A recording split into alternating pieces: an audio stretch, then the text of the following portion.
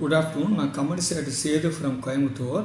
இன்றைக்கி வந்து பார்த்திங்கன்னா ரெஸ்டாரண்ட், அதாவது ரெஸ்டாரண்ட்டு வித்தவுட் லாட்ஜ், பியூராக ரெஸ்டாரண்ட்டு ஹோட்டல்னு சொல்லுவாங்க. ஆனால் லாட்ஜ் ஸ்டேயிங் அதில் கிடையாது. அதில் இப்போ ஏகப்பட்ட ப்ராக்டிக்கல் பிரச்சனை வந்துட்டுருக்கு.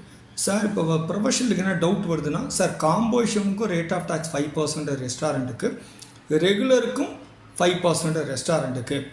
ஏன் இப்படி ஒரே மாதிரி ரேட் ஆஃப் டேக்ஸ் இருக்குது, ஒன்று யூஸ் இல்லையே அப்படின்னு? அப்படி கிடையாது. ரேட் ஆஃப் டேக்ஸ் ரெண்டுக்கு ஒன்று. ஆனால் நீங்கள் ரெகுலரில் 5% ரெஸ்டாரண்ட்டு கலெக்ட் பண்ணாலும் இன்புட் கிடையாது.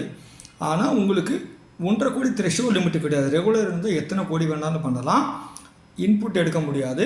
ஆனால் அதர் ஸ்டேட்டுக்கு வேணாலும் சேல் பண்ணலாம். சப்போஸ் நான் இப்போ கோயம்புத்தூரில் இருக்கேன், பாலக்காடுன்னு வராரு, சார் நான் பாலக்காடு ஒரு 50 தோசை கொண்டு போகணுன்னு கேட்டால் கோயம்புத்தூரில் இருக்கவங்க சேல் பண்ண முடியும் ரெகுலர் இருந்தால்.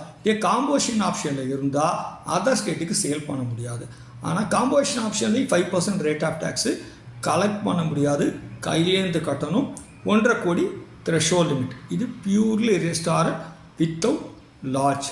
தேங்க்யூ.